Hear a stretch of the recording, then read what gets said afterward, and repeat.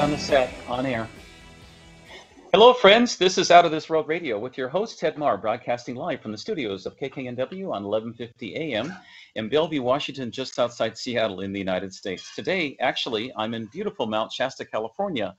Unfortunately, though, there's been a lot of fires here, and we'll be going into that in a few minutes.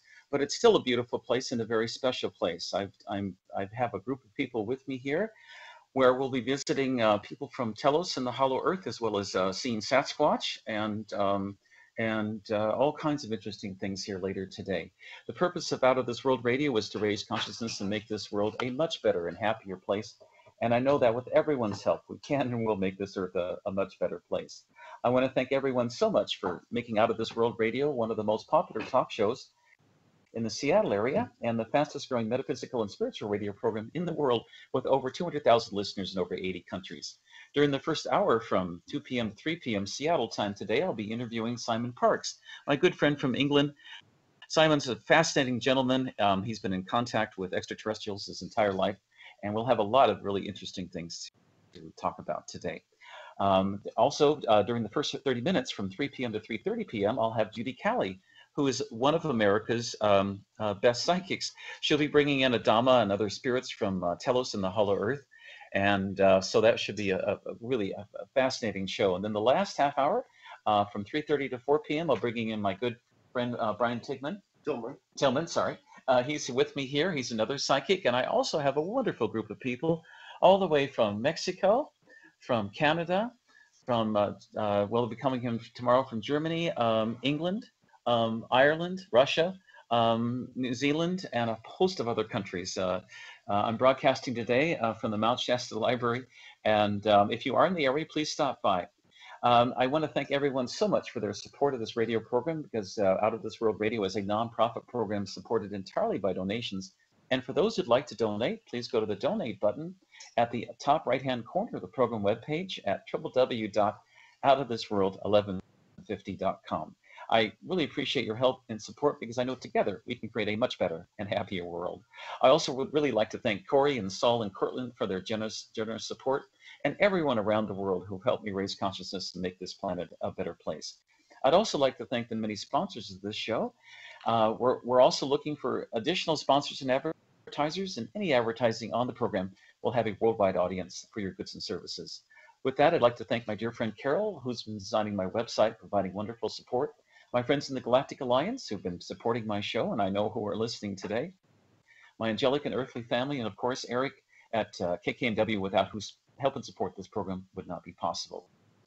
I have a spiritual mentoring program where I teach people how to contact their angels and spirit guides. And if you'd like to get in touch with your loved ones who've passed on, please send me an email to outofthisworld1150@gmail.com, or you can call me toll free in the United States and Canada at 1-888-879-8339, or on my cell at 509-750-9793. Briefly, I wanted to tell you that my next Galactic Wisdom Conference will be held in Olympia, Washington at the same location it was before, at 9101 Stillicum Road, Southeast in Olympia, from April 12th to the 16th. If you register before the end of December, the cost is just $55 for the entire conference. If you wait until January 1st next year, the cost will go up to $125. In addition, I'm here at Mount Shasta, California. I'll be here until the 12th of September with a group of people. We're visiting Telos and the Hollow Earth and seeing Sasquatch. I've been sponsoring trips to Mount Shasta and the Hollow Earth for the last 2 years, and it's a wonderful opportunity for people to visit the Hollow Earth if you like. If you're interested, please send me an email to outofthisworld1150@gmail.com. The cost is only $200, and there are certain spiritual protocols you have to follow before coming. But if you're interested in coming this year or next, just send me an email. I wanted to tell you about some wonderful fairs that are going on. I'm sponsoring a Galactic Wisdom Conference Psychic Fair in Olympia on September 29th from 10 a.m. to 6 p.m. It's free, and the address is 9101 Stillicum Road. I hope you can come. Then on November 10th, we'll have again another Psychic and Hado Fair with Michiko Hayashi from the Emoto Peace Project in Tokyo, Japan. She'll be giving Hado sessions. That's on November 10th from 10 a.m. to 6 p.m. And then again on March 9th, I'll be having another Psychic Fair at the same location. All three events are free. And if you're interested, please come. And with that, what I'd love to do is talk to my good friend Simon. Simon, how are you doing today? Hello, Ted. I'm doing very well, thank you. And you seem to be spending half your life at Mount Shasta. Well, you're funny. Well, I think I'm just saying that it's, there are very few people who are dedicated to taking groups to spiritual locations. And, it's perhaps one of the most sacredest places on the earth. And, it's great that you're actually able to do it, and you do it for such a reasonable price as well. Well, thank you so much for saying that, Simon. It's only $200 per person, and the purpose of the program is the trip is to raise consciousness. And as I look around the people here today, we must have at least 1,000? Would you say 2,000 people here? No, actually, we probably got about 25 or so, 30. But they have such all beautiful hearts and spirits, and they're all here to make this planet a better place. And their heart's in the right spots, But as my friend Anthony from Los Angeles just told me a minute ago, today's your birthday, Simon, so we have to sing you a happy birthday song. Simon, are you there? Yes, I'm waiting for my song. Okay, let's sing. Okay, everyone, on the count of 1, 2, 3. Happy birthday to you. Happy birthday to you. Happy birthday, dear Simon. Happy birthday to you. And many more. We have people, right? Our pleasure, Simon. We have people from, Ukraine, Los Angeles, Mexico City. Let's see. Los Angeles, Seattle, New Zealand. Let's see. What planet are you from, Jason? What again? Far away. He's from far away. He won't tell us where the planet comes from. Canada. But we've got a wonderful group of people here, and we wanted to wish you a very happy birthday, Simon. Well, I just wanted to thank everyone for that. That's so very kind of you. Thank you. And it's great, Ted, because over the course of the work I do through Skype, I often meet people who've been on your trips, and everyone I've spoken to has had something specific or unusual happen to them. So nobody that I've spoken to have said, "Oh, well, that was boring," or "That was a waste of time." Everyone that I've spoken to has said, "Well, that was well worth it. I got something out of that." So that's excellent that, throughout the spiritual community, there are people there who are doing a wide range of things, whether it's going up Mount Shasta with you or listening to me or doing anything else. And that means that people are widely experiencing, and that's very important. The noise behind me, if you can hear, is one of my new kittens who's not very well, and is in a little pen at the moment and desperately wants to come out, and I might have to get him out in a minute. Oh, wow. Poor animal. Well, listen, we want to wish our best to your beautiful kitten there, and I wanted to tell you that I've had a lot of people writing me asking all kinds of questions, of course, Simon, for me to ask you on the air. And also too, I saw your post a couple days ago where one of the posts you mentioned the new Supreme Court nominee for the United States, and about military tribunals, and you had a very interesting comment about that, if you would mind caring to clarify. Right. If the audience have got a little bit of spare time, they might go visit my website, simon.park.org, and if you have a look at that, I've put up the second day of Judge Kavanaugh's, it's not an interview as such, but it's his work with the Senate, where the Senate ask him lots of questions and then they decide on the voting whether they want him or not. Kavanaugh is President Trump's nominee for one of the Supreme Judges. Right. And if people on the second day go to the official, obviously, post, and you go to 3 hours, 2 minutes and 30 seconds, okay, and you watch and listen from that point, right through to 3 hours and 4 minutes and 53 seconds. So I'm only asking you to listen to 2 minutes worth. Right. You'll hear a very interesting statement from one of the Republican senators who is speaking to Judge Kavanaugh.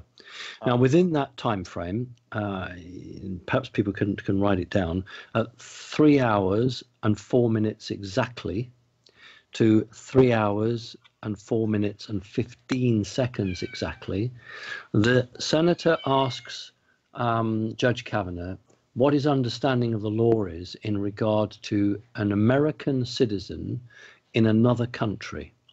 And what they both agree on is that that American citizen in another country has the Constitution and the amendment rights that protect him or her against his own country, which is the United States, but doesn't protect that person against the foreign government. But then between the 3 hours and 4 minutes and 3 hours and 4 minutes and 15 seconds, the senator says, what about the situation where a person turns against their own government?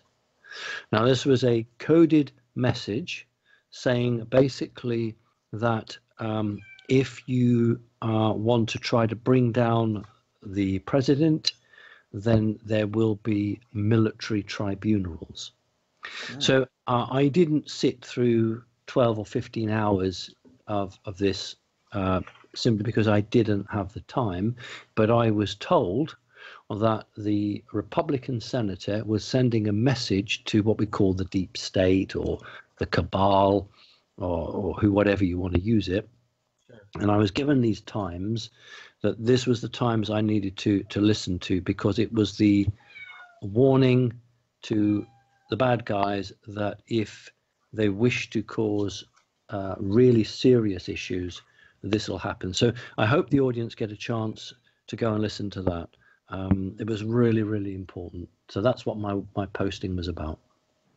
Okay, interesting. Also, too, I saw a posting about the British-Russian relationship has been the lowest since the late 70s and early 80s. I hope things improve, because there's a lot of good people in Russia. There's a lot of good people, of course, in England. And there's a lot of good people in America. There's a lot of good people in Canada. Everywhere around the world there's good people. And I think there's more good people than there are people who want the conflict. So I hope things can improve between Britain and Russia soon. Yeah, it's all a ridiculous political game because, while that's going on, and Britain is a very big player in North Atlantic Treaty Organization, NATO, which obviously has America as the biggest supporter. And amongst those countries are France and Italy and Germany and Spain, many, many others. You have the Chancellor of Germany doing a deal with President Putin to bring a very special gas pipeline directly from Russia straight through to Germany, providing gas that doesn't go through Saudi Arabia. So on one hand, you have a NATO country basically attacking Russia, and on the other hand, you've got a NATO country doing a massive financial deal with Russia. This is the ridiculousness of the politics that is being played out for newspapers, television stations, other media outlets. It's all part of a huge game. And frankly, I'm shocked that people who are supposed to be very busy in government have got so much time on their hands that they can invent all these stupid games. And there's the rest of us who don't get paid anything like this sort of wages, running around half killing ourselves. So it's obviously good to be a leader in government because you get all this free time to make things up. So I wanted to share that with people again, simply because I wanted to say, look, this is a drama that's being played out. It's a television play. It's just literally to take your attention off certain other topics. The real topic at the moment is the situation in the United States of America, where two sides are squaring up to basically decide which side is going to be victorious? Will it be those that want to maintain the Constitution and go back to the good old Constitution, or will it be those that want to rewrite the Constitution because they don't want to be constrained by the laws of the founding fathers? And that is where it will go, and that is why the military now is beginning to push President Trump to start being less covert and to be more overt. And remember, when Trump was interviewed, it's only a week ago or so, and it seems much longer, where he basically said, if anyone tries to impeach me, there will be a revolution in this country.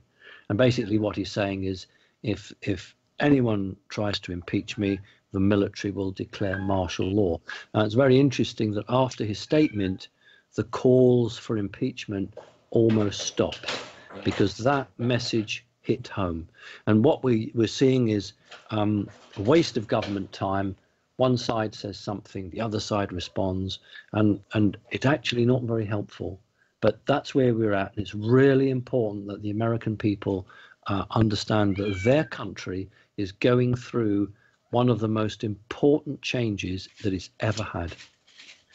Well, that's very profound, Simon, and that's why I love having you on my show. You always have the greatest insight on things. One of the things I remember that Benjamin Franklin said before he passed away, he said that we gave you a republic to the American people. We gave you a republic if you can keep it. And so, and I hope that the people in this country, great country, will keep the Constitution. It's served us well for over 200 years, and there's no reason to change it. There's good reasons why it was a document. I looked at the U.S. Constitution as an eternal document. Sure, it can be interpreted different ways, but it served the people well, and it's a sign of democracy that that needs to continue. So yeah, thanks so much for those insights. Appreciate it, Simon. Sure. We have some questions here from my audience here, and then I've got about a whole bunch of questions came in from around the world. So we'll try to get to everyone as much as we can. Here's a question from Maria in Mexico. Oh, here's one. Okay, she says, how can we stop the weather control and the West Coast fires here in the United States? And I have to tell you, I'm in Mount Shasta right now, and this is a beautiful area. On a clear day, like the beginning of my song from The Who, you can see for miles and miles. And it's so pretty. And there's a reason why I play The Who song, by the way, because my purpose of my show is for enlightenment and to raise consciousness. And so that's a metaphor that you can see for miles and miles, hopefully, to see clearly about what's going on in the world. That's why I like your work so much, Simon. But anyway, there's fires south of here. They say the most recent fire was man-made from a what was it? A malfunctioning car that caught a bale of hay on fire. I don't know what the truth is. There also have been YouTube videos of particle beam weapons being used by the United States Air Force causing fires as well, which is quite disturbing because as taxpayers in this great country, we pay for that, and yet they're attacking us. So, you know, it leaves you kind of wondering, but I don't know if you had any information on that, but we'd sure love your opinion. Okay, well, thanks, Ted. The question was, how do you stop it? The harsh reality is that unfortunately at the moment you can't directly, because it's not accepted publicly that these things are under the control of any individual. So, you know, if you want to campaign or demonstrate against the closure of a public library, it's very obvious, because you turn up to the public library building and you walk around the block with all your other supporters, and you know, you have a focal point and it's very readily understood. But how do you campaign against something that nobody in officialdom accepts is real? Right. That's the problem. That's the difficulty. Now, what you can do literally is get a hold of your senator and your congressman and find out what their position is on this. And we had this on my other radio show earlier today, was that if you actually write to that senator or congressman and you say, or congresswoman, of course, and you say, look, what is your stance on this? What's your position on this? Are you taking an interest? And if you don't take an interest, I won't vote for you. Now, somebody might say, look, they don't care about one vote. But if large numbers of people wrote to their elected representatives and said, this is a very serious issue, not just for the people of California, but for all of the United States, because yes, it's happening in California, but hey, tomorrow it could be in Oregon, or the day after that it could be in Massachusetts. So it affects every state of the US, and either you guys are all separate states and you don't care about each other, or you are united, as in United States. So it doesn't matter where you live in the US, you should be writing in to your congressman and saying, you may be 500 miles away, but you all go to the same house, you all sit there, you all drink coffee together, and I'm telling you that I don't like this, and unless you do something about it, I won't vote for you. Now, if enough people do that, the pressure is there. And that is, as it stands at the moment in the 3D world that we have, that is the only influence the ordinary person has in a physical way. Because the media won't run with the story other than this is all an accident. And that is your power, because you do elect your representatives. So that's my best advice at the moment. Now, when, fingers crossed, things begin to change in the US later on in this year, I'm hoping to goodness that we're going to see a complete change in the way that California is continually being beaten up on. Well, I couldn't agree with you more, Simon. Very, very astute and profound comments. I know that I've looked at the studies done around the Mount Shasta area, and I don't know who within our government here has been doing it, but they've been spraying chemtrails in this area, including tons of nano-sized aluminum particulate matter, and that's gone into the ecosystem. And what's happened, from what my little knowledge of it, is that the fires, especially with the aluminum spread throughout this area, burn hotter and brighter and catch fire quicker as well. And so you've got that as a factor. There's a fellow named Dane Linnington, wonderful man, a scientist who's been campaigning and trying to educate the public about that here in the area, so that when you get a fire, for example, it burns hotter and brighter and spreads quicker because of that. And it's really troubling to think that they've been doing that. Now, I've been told by the Galactic Alliance that they've been working hard behind the scenes to stop the chemtrailing. And it's a slow process, they said, but there are some areas of the United States where the chemtrailing has either stopped or slowed down. I'm not sure what's happening here in Mount Shasta. It's hard to get good information, but I have a question from Diana here in Mexico. She's from Mexico and she's here in the audience. And she said, a question for you, Simon. Last night, she had an experience on the way to Mount Shasta where two beings approached her in her hotel room. She felt their touch. One of them lifted her foot, and when asked what he was doing, he said he was planting microchips in her feet. She got angry at him, and then he disappeared. What do you think that might be about, Simon? Could we have a description of the being, please? Yes, Diana, could you please describe the being, please? Well, they were humanoids. They were white skin, no hair, kind of large face. They were male, I have that impression. One of them approached me and he told me his name was Paul. I woke, this happened around 4 a.m. in the morning. Yeah, Paul is a typical alien name.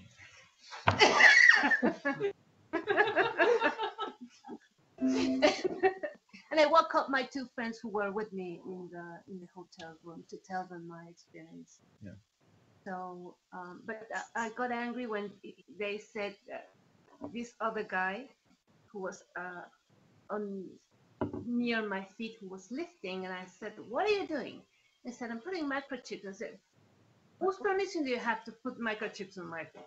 And they disappeared. Good question. Yeah. And they immediately disappeared from the room. Okay. Mm-hmm.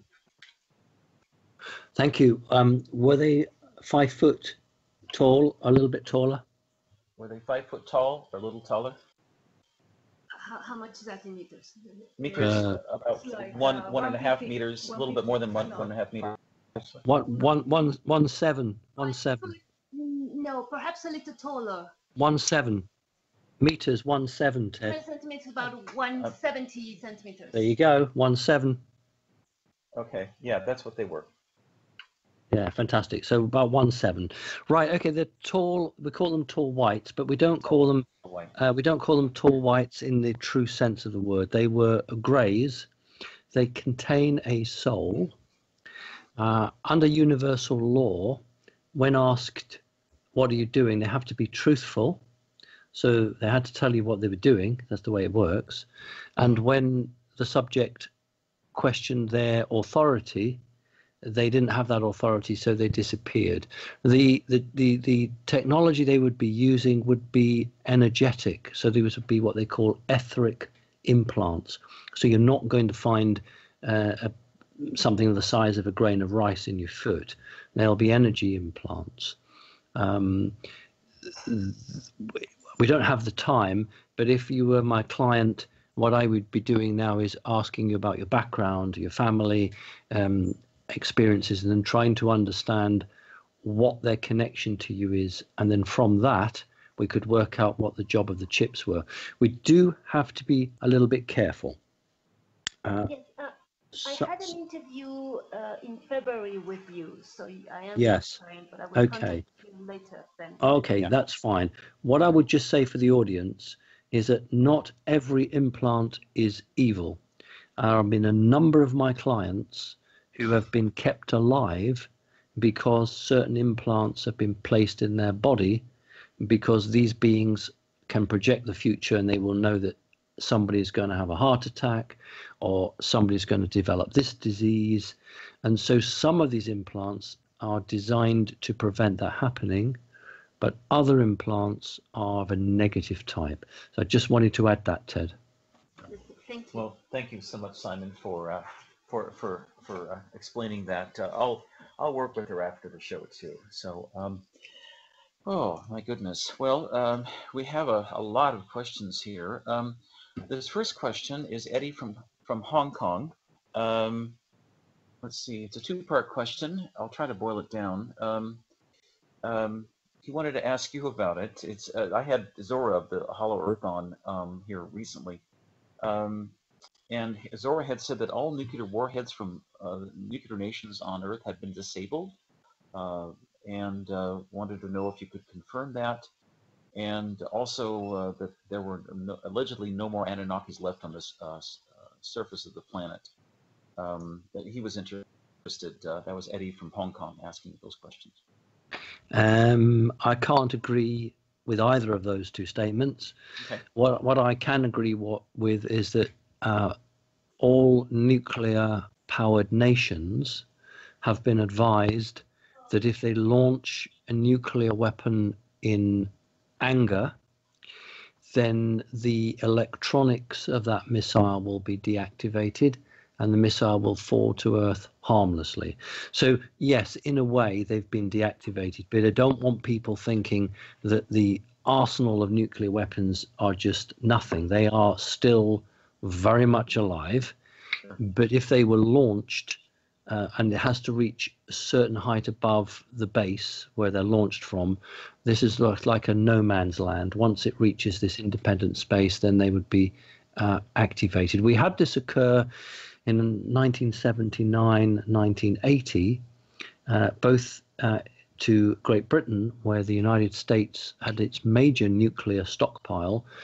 This was in the days when they thought the Russians were going to steamroller through Germany, and they had a lot of what we call tactical nuclear weapons stored in Britain, ready to be airlifted to Central Europe to be fired against the Russians. And the Russians had an equal store in a base in the Ukraine, and on the same night, in I think it was either 1979 or 1918, I don't remember now, but both of those two bases, one in the Great Britain, one in Russia. It wasn't the Russian Federation in those days, it was the Union of Socialist Republics, the USSR. Both were turned off and deactivated.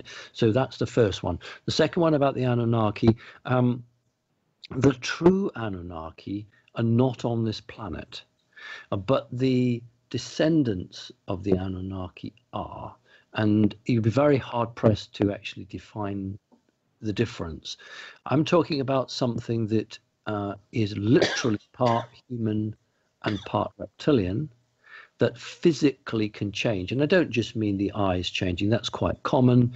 I've met people that can, like an arm will change, to a scaly arm. I'm talking about people that can completely change, their whole physical body changes, or they literally become 7-8 foot tall. Now, I know that sounds crazy to most people, but that's the reality. Now, those people are still here on the planet. And I'll just give an example of this. If they weren't, the control system on this planet would be different. We would be breaking free. The reason we're still held down is because the same bad guys are still at the top. So there's the evidence. If all the bad guys had gone, we would be actually doing what we should do. So we're not. So therefore, it stands to reason that the bad guys are still there. They're weakening, they're losing their control, but they're still there. Thank you, Ted. Well, good answer, Simon. I actually know some prime examples. I won't discuss them right at this moment, but everything you said hit home with me, resonated 1000%. Let's see. I have another question. I'm not sure where. Bonnie from Philadelphia wrote in, and 2 questions. This is about Anthony Bourdain. A general question: was Anthony Bourdain murdered because he was about to tell about human trafficking? And did Kate Spade have the same? Was it the same thing that happened to her? Both Kate Spade and Anthony Bourdain were found with red scarves around their necks. This is from Bonnie in Philadelphia. You've mentioned 2 reasonably well publicized cases. Right. There have been frighteningly a large number of newspaper men, women, investigators, or those who work for child trafficking support groups or women support groups, people who have a reason to uncover the truth, have been found in what the system would call suicides. There have never been so many people committing suicide investigating the government or an arm of the government. I don't mean White House, I mean this hidden shadowy government. Mm-hmm. Never before have we had so many people, or there have been people who were going to testify against the Clinton Foundation. And this is all documentary fact. It's in the public domain. A number of people over the last recent years who were subpoenaed to go to court to testify against the Clinton Foundation were found dead the very morning they were supposed to go to testify. Mm-hmm. And there's an official investigation and it's declared as a suicide. Right. The point is, there are vested interests in many countries, and some people are in so deep that they feel that they have, this is their feeling, they've got no alternative but to keep doing these things because they don't believe they'll be forgiven. This is the key. If an individual thinks they've crossed the line and there isn't a single court in the land that will forgive them, then why should they change? Why should they do that? And they will carry on doing this. And this is why there is an argument that for some people, forgiveness is possible, that there is a chance to reconcile and bring the country back together again, to break the division that exists. There are some people that perhaps that forgiveness cannot be given. It's not in my gift to say either way. But I think that as long as the perpetrators believe there's no going back, then they'll keep on doing this. And that's a real big question that we have to think about as we begin to uncover more and more of this wrongdoing. We perhaps have to decide how we deal with it. So yes, the system says suicides, but many of us say that they were murdered. Sure. That makes, yeah. Thank you so much for sharing that. I have another question from Ulrich, Uldrich, I'm sorry, Uldrich from Germany. Um, it's a long question, but I'll just paraphrase it for the sake of time. He said that he'd run across articles in a United Nations report detailing pedophilia among UN employees. I won't go into all the details, but just any comments on that would be interesting. Well, it's unlikely to be a public document. You wouldn't come across a report talking about paedophilia that someone's left on a desk. It just doesn't happen. The only way it would happen is if you were involved in either protecting it or trying to uncover it. Somebody was leaking it. Now, if you have come across a document like that, then your life is in danger. Bottom line. President Trump has been given a list from a secret coded database, which was held at the National Security Agency's base at Fort Maryland, that was decoded and passed to him. And this was a secret database of high officials who either were being blackmailed because they had taken part in paedophilia things, or they had been organizing them. And this was a list that was passed to President Trump, and President Trump is holding it now as a sort of a bargaining chip in a way, as part of the big game that's being played. Remember that the United Nations is largely funded by the US and has been since it was created. If the United States of America stopped funding the United Nations, it would collapse. If the United States stopped funding NATO, NATO would collapse. The US is the biggest paymaster, therefore it has the biggest say. And if you're a country that dominates structures, then if a bad person gets into a position of authority, that bad man can utilize the network that exists for legitimate purposes, but that bad man, that bad guy can use it to pass evil from one country to the next. And that's what we're seeing uncovered now, is this network of evil is far more extensive than most people realize. It's a really good question. Thank you. Well, thank you so much for answering that, and Jurlich from Germany for sending that. Let's see. I have a question from Jenny in Los Angeles. Let me see. It's long, but I want to get kind of. Okay, here we go. This is about the new 5G system that the telephone companies are trying to institute here in the United States. I think we may have talked about this before, but she had another question about it. It's that the current standards here in the United States ignore people's health. That there's going to that if the system is instituted, it'll have negative health effects on the American people and anywhere else that it's instituted. I've heard about stories about how the 5G system is actually a system to bring in negative entities, the draconians, the reptilians. Anyway, any thoughts on that would be welcome. The United States is the greatest country in the world, and it's built on capitalism. And that capitalism originally started off as the guy selling horseshoes on the turnpike, and now it ends up as corporations controlling the lives of hundreds of thousands of people, whether they control their lives through the medicines, the pharmaceuticals, whether it's because they control the television networks, whether it's because they control the sports or the news or the finances. This is what we've got. Now, when you get a country that's built on that, then the creation of money and the power of money takes precedent over everything else. 5G offers a revolutionary way to make more money out of people. To those who are not aware, and of course everyone listening to this radio show and knows you, Ted, is aware, but there may be people who just joined or tuned in and it's their first time.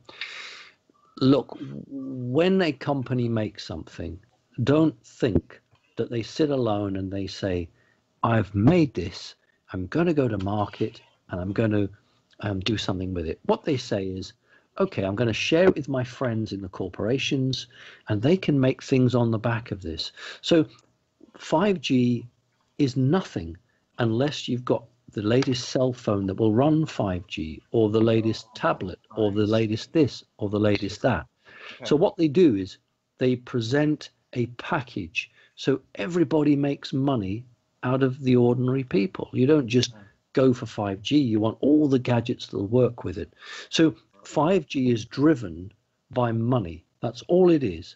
The difficulty is that the frequency of 5G is many, many times greater than the frequencies that we have at the moment. And I do not believe that is safe for health. Now, when somebody says to me, oh, yes, but these microwaves pass through your body and don't cause you any problems. And I say, I agree with that. But when you're walking next to something made of metal, those waves are going to bounce back and they're going to fry you. There are, and the audience can do their research, there are a number of people now, insiders, who are working for companies installing the aerials for 5G, and they're coming out and saying this is not safe. There are professional experts now beginning to raise doubts. So my kids are grown up, but if I had school age or college age kids, I would not be happy with this, and I would certainly be knocking on the door of my representative saying that I'm very, very concerned. And I wouldn't accept some bland statement saying that medically it's safe. I just don't believe it. So what I'm saying to you is that 5G, we don't. Why the heck do we need 5G? I've got a cell phone. I can send pictures. I can receive data. I can make phone calls. It's about making money. It's about corporations who, for the last 5 or 6 years, haven't made any more money. And I'll just finish on this, Ted, that the statistics, the cell phone companies, of course, have looked at the future, and they've noted that the sales of cell phones are about to go down because saturation point has been reached. Nearly everybody who wants a cell phone has got one. So what they're saying is, how can we get all of these millions of people to throw their cell phone in the bin and buy a new one so we can make lots of money? I know we'll have 5G. It'll be so revolutionary. It's not just the new update cell phone. This is a revolution. You'll throw your old cell phone in the trash and you'll be straight down and buying. It's about making trillions of dollars, but no other reason. Thank you. Wow, what a good answer. Thank you, Simon, so much for asking that. I have another question from Ambrosia. Nice name. And she says she loves your shows, and she also loves your new kitties. They're beautiful. And then she writes, I'm sincerely sorry about the loss of your dear friend. She asked a question about the light. She said that you've heard you and others talk about the soul trap with the light tunnel. I wonder if it's okay to send trap souls to the light, or are we actually doing them an injustice by doing so? Should we send them to Source, Supreme Being, instead? Is there a proper way, or she would love your opinion? Thank you. Yes, I was very sorry to lose Ingmar. Ingmar was only 12 years old, and I had hoped he would last longer. But he decided quite clearly that his time here was gone and he had to go. Nevertheless, although we know that the soul lives on, it is the physical body we miss. After all, we are physical ourselves, and so we miss that physical interaction, even though we truly know that the individual doesn't die. All right, let's answer the question. Let's be very, very cautious of Hollywood. Since the 1950s, to my knowledge, Hollywood has shown images of people having near-death experiences, and a tunnel opens up and the bright light, and they go to the bright light, and maybe there's an angel there to meet them. Hollywood is just literally programming you. The white light is the trap. Remember, all animals that live in the sunshine, and that includes us, We have our daily life, and then at nighttime when it gets dark, we go to sleep. So we are programmed by the planet, quite rightly so, to sleep at nighttime and to be active in daytime, because the way our eyes work, we can't see very well at nighttime. So therefore we are drawn to the light. So there's the trap. We are already genetically programmed to respond to light. So you're drawn to the light, you go to the light, perhaps somebody comes to collect you. Maybe it's Napoleon Bonaparte. Maybe it's Julius Caesar. Maybe it's great auntie Edgar. Who knows what it is? But someone comes to collect you, takes you up, and before you know it, as we say in Great Britain, before you can say Jack Robinson, zap, you're back here in another body, which actually is okay. What is not okay is we call it the mind wipe. Your whole memory from your previous lifetime is erased. That stops humans developing. If you could go on each time you're on this planet and you remembered what you did in your past life, you wouldn't make the same mistakes. You would advance. And if you were a scientist or a doctor, after 2 or 3 incarnations here, your processes, your practices would be unique. You'd be fantastic. If you were a historian, you would be able to write the history in truthful fashion, because you would remember over 300 or 400 years exactly what happened, not what you read in a book. So the reason we have the mind wipe is to prevent humanity discovering who it is. If we discover who we are, we throw off the shackles, we throw off the puppet masters, and we become sovereign. And so please, if you are helping people, send them either to the source, to the creational force, or to the star family. Many people incarnate here who are not Earth humans. Send them back to where they came from. Thank you. Wow, what a good answer. Thank you so much, Simon. I've wondered about that myself, actually, and it's nice to get your opinion on that.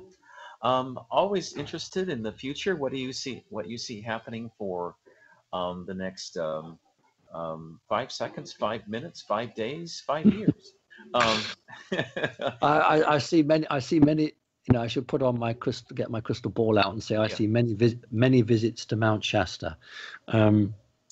I think what I would say to you is that on one hand, this seems a very, very difficult time, an uphill struggle for the Americans.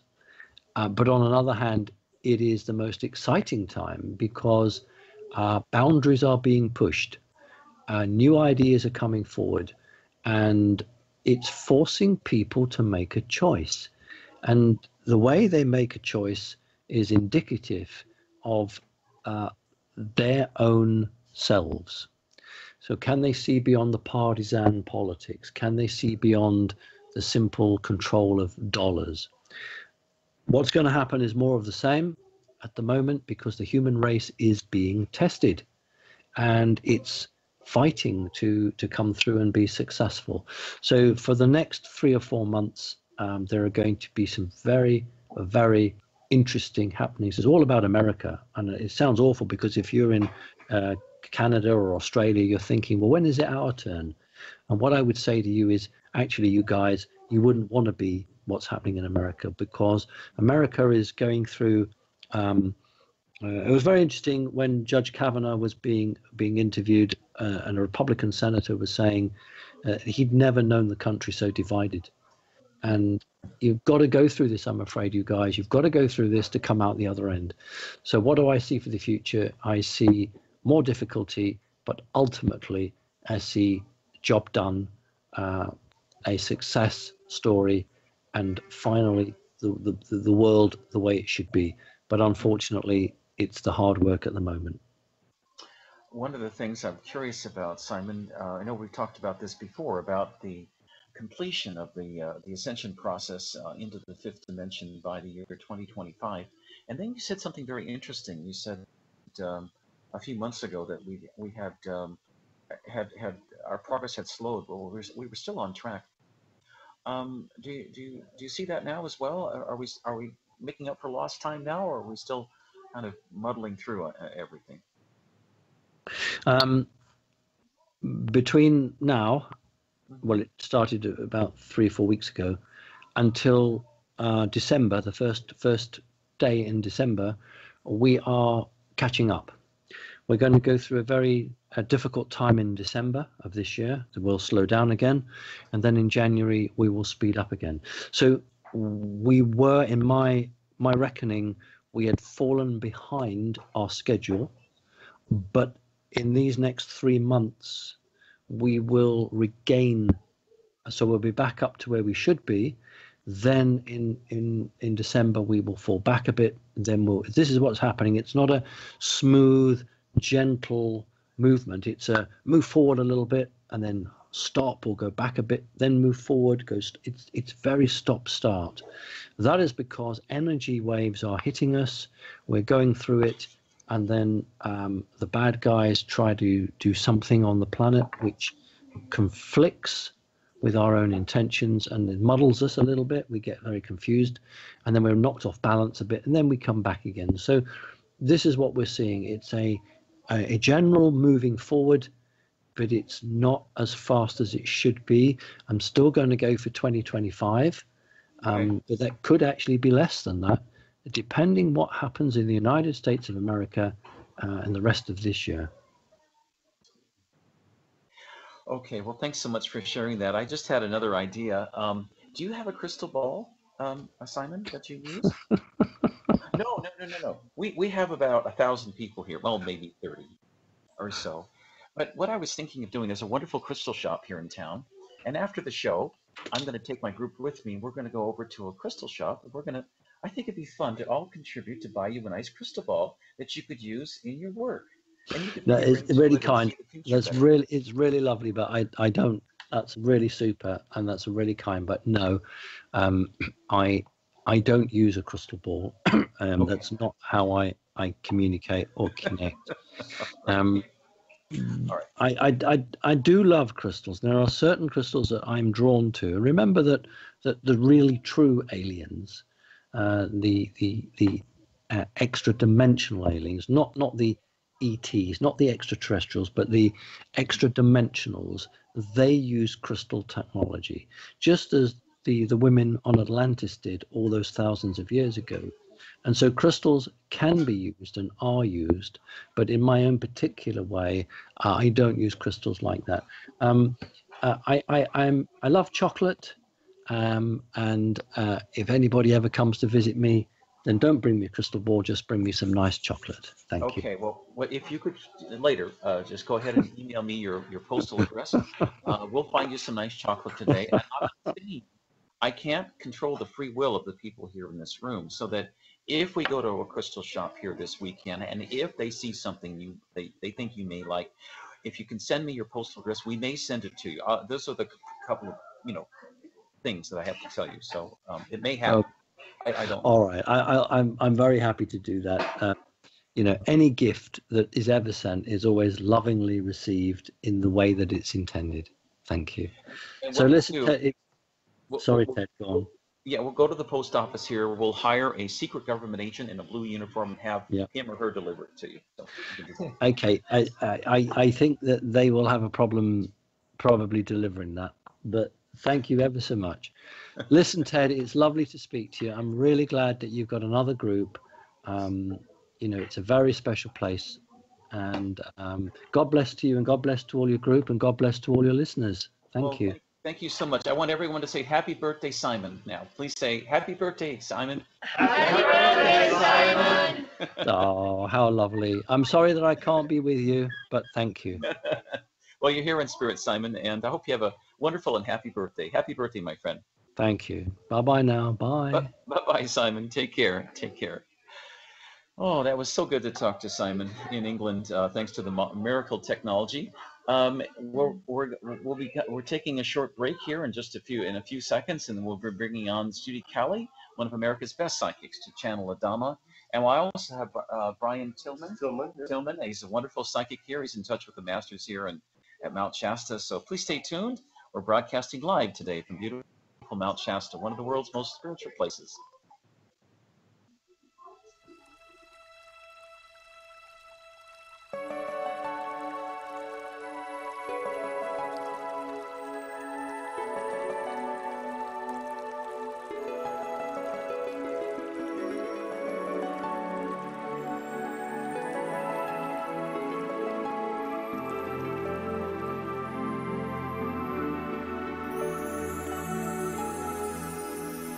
Don't you know? The views expressed on this program are those of the host, guests, and callers, and not necessarily those of KKNW, its management, or other advertisers. Contests are the responsibility of the host of this program and not KKNW. This is Alternative Talk 1150 AM, KKNW Seattle, and KNUC 98.9 HD3 Seattle. Good afternoon, Eric Ryder here with you on Alternative Talk 1150 AM. As we approach 3, time for a quick look at our traffic. Now, southbound I-5, stop and go, northeast 85th on down to right about Pine Street. Heavy traffic in the Duwamish River curves and again at South Center down to about South 188th. Slow in the south end, State Route 18 to the Fife area. Northbound between Albro and Yesler is slow. Some heavy traffic around Lake City Way and slowing between 526 and just north of US 2. On the east side, 405 southbound, heavy congestion now, 522 Newcastle. Both directions of 405 seeing some slowing in the Renton S curves, especially around Sunset. Northbound finding slowing into Quilla. Price for lying, Apple's worries. I'm Mike Moss. Former Trump campaign advisor George Papadopoulos has just been sentenced to 14 days in jail, a small fine, and community service for lying to the FBI investigating possible campaign ties to Russia. President Trump has called him nothing more than a coffee boy. Former President Obama was today highly critical of the Trump administration, but also criticized those voters who stay home on Election Day. In the end, the threat to our democracy doesn't just come from Donald Trump or the current batch of Republicans in Congress or the Koch brothers and their lobbyists or too much compromise from Democrats or Russian hacking. The biggest threat to our democracy is indifference. John Dean, the former White House counsel to President Richard Nixon, is warning against Senate confirmation of Supreme Court nominee Brett Kavanaugh. He would have the Congress immunize sitting presidents from both civil and criminal liability. Under Judge Kavanaugh's recommendation, if a president shot somebody in cold blood on Fifth Avenue, that president could not be prosecuted while in office. Democrats have complained that they've been unable to adequately vet Kavanaugh because his records have been withheld. Confirmation hearings have just ended. Apple is one of the companies that says the president's proposal to expand tariffs on Chinese-made items will hurt its business. President threatened new China tariffs while aboard Air Force One today. We've taxed them $50 billion, that's on technology. Now we've added another $200 billion. And I hate to say this, but behind that, there's another $267 billion ready to go on short notice if I want. On Wall Street, the Dow closed down today, 79 points, S&P down 6, and the Nasdaq down 20. I'm Mike Moss. It's time that you are heard, and I don't mean in just a conversation. I mean really heard. Imagine hosting your very own radio program on Alternative Talk 1150. Talk about being heard. Call 425-653-1150 right now to learn how affordable it can be to host your own radio show. Time slots are going fast, so take hold of this chance by dialing 425-653-1150. Alternative Talk. We have an opportunity waiting just for you. Good afternoon, Eric Ryder here with you on Alternative Talk 1150 AM. Time now for a quick look at our weather outlook. And mostly cloudy skies are expected tonight with a decent chance of rain, low around 58 degrees for our Saturday, and mostly cloudy day ahead, a high near 70. Chance of rain again on Sunday, mostly cloudy skies and a high near 71. Good chance of rain Sunday night. The views expressed on this program are those of the host, guests, and callers, and are not necessarily those of KKNW, its management, or other advertisers. This is Alternative Talk 1150. The following audio is via a Skype call.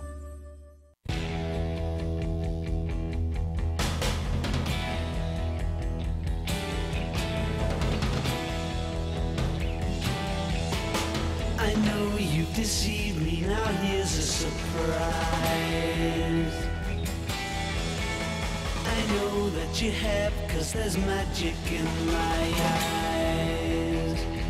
I can see for miles and miles and miles and miles and miles. Oh yeah.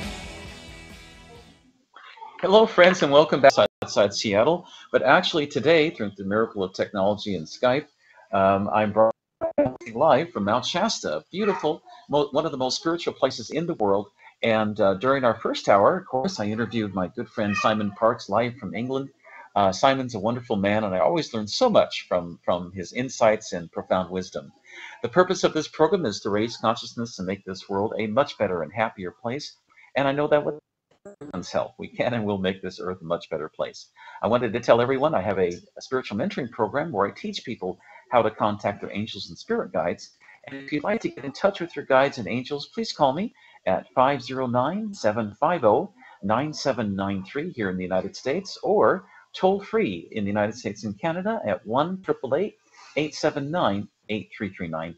You can always send me an email as well to outofthisworld11@gmail.com. I want to tell you some wonderful events coming up on September 29th, Saturday, from 10 a.m. until 6 p.m. We will be I'll be having a psychic fair here in Olympia, Washington area. The event's free, and I think it's a wonderful time to meet other psychics and get a reading. There's I always learn something from my friends all over the world, and I hope you can come. Then on November 10th, from 6 p.m. until from 10 a.m. until 6 p.m. we're having another conference, as well as on March 9th. Here in Mount Shasta, it's been a lot of smoke.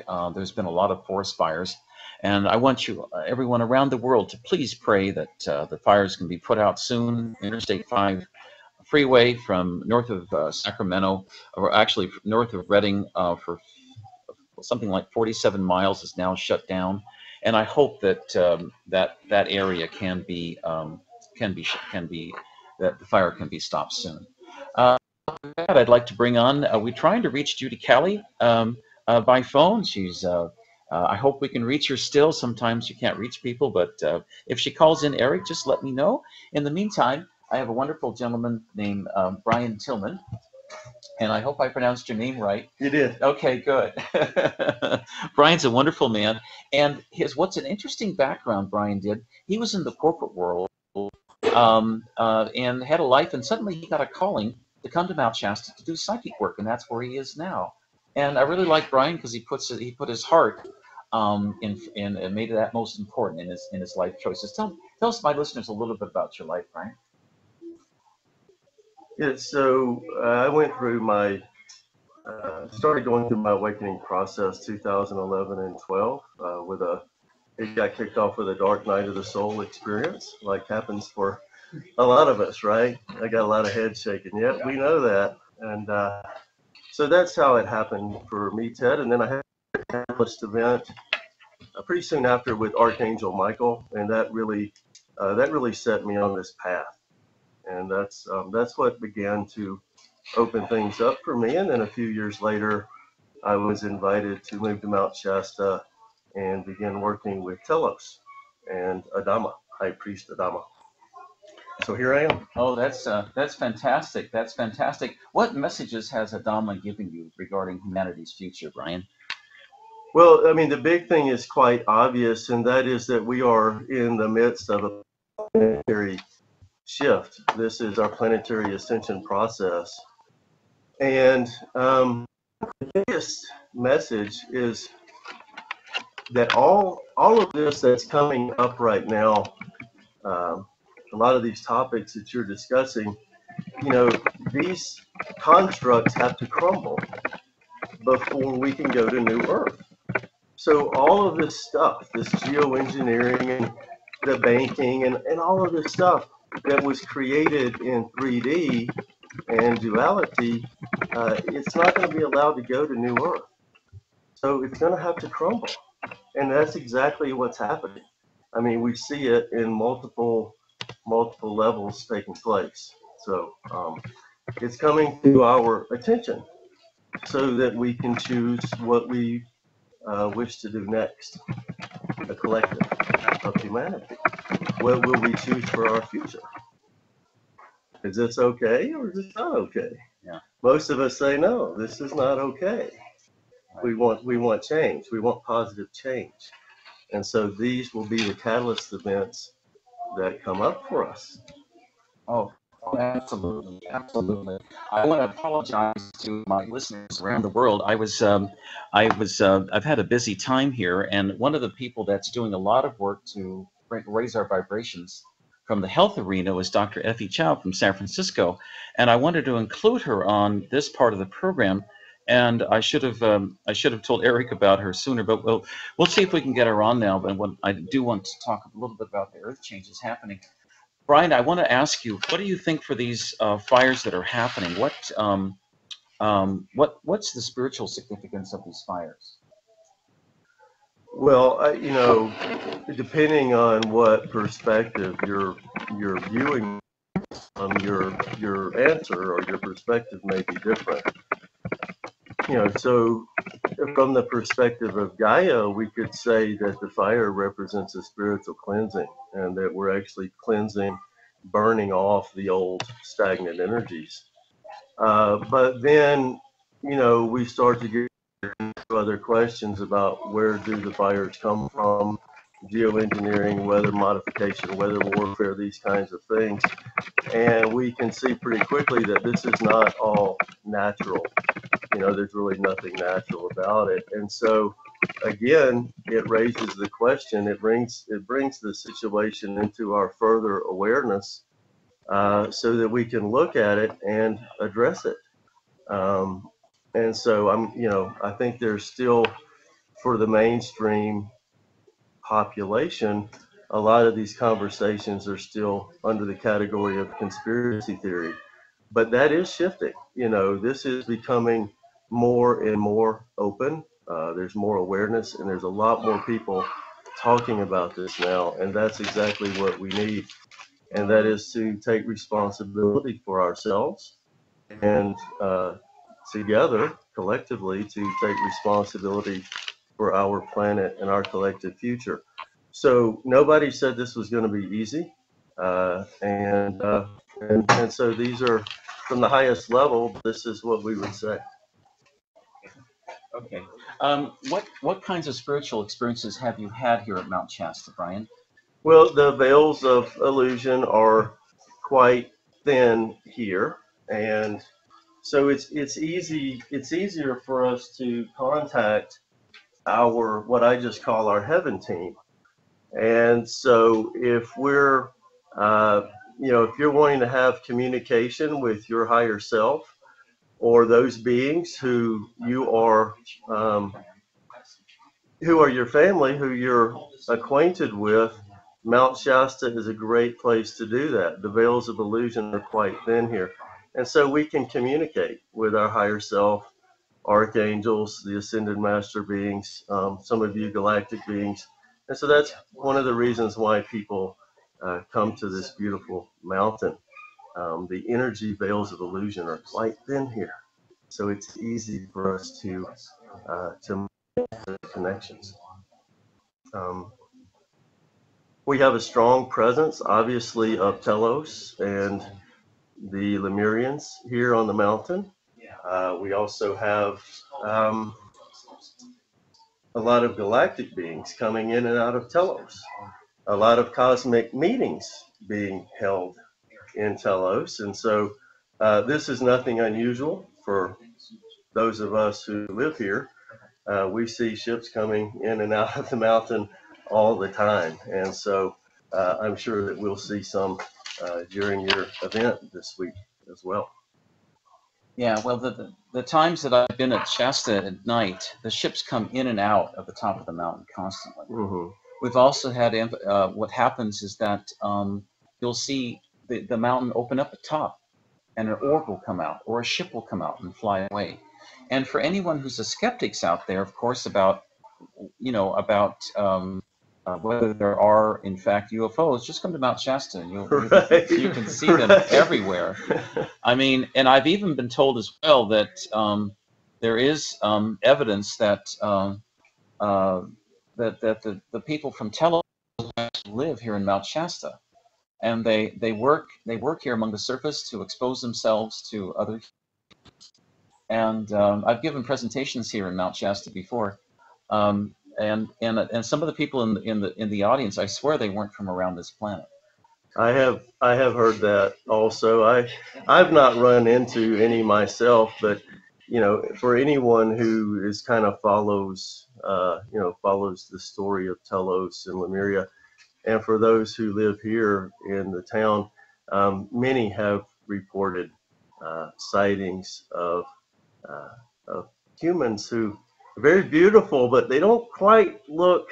You know, something stands out. There's something different about them. And so yes, we do have those reports. Yeah, it's quite fascinating. Yeah, the facial features of the Telosians are they're human, but they exist in the fifth dimension. They come down to our third dimension. Basically, their facial features are a little wider, and they're a little stockier, and their clothes might be a little different. They showed themselves the last time we were here in July, the first week in July, and they looked like they dressed out of some 19th century Dickens novel from London. They had very fine features. They talked with kind of a English accent, and they had the greatest clothes on. And I remember that. It was pretty neat. So I'm looking forward to repeat that. I got a message earlier today when we were here that they were waiting for us to talk to us. I have no doubt. So I got up to the campsite late today, and all my friends were waiting for me there. So I said, well, we'll do this after our radio show today. So I'll let everyone know what happens next week after our after our trip goes up there. The other thing too is that the last time we were there at Mount Shasta, the Sasquatch had built this beautiful peace mandala for peace in the world. And they did it through twigs. I'll post it on my website, but they did it through twigs, making a circular for unity and harmony in the planet. And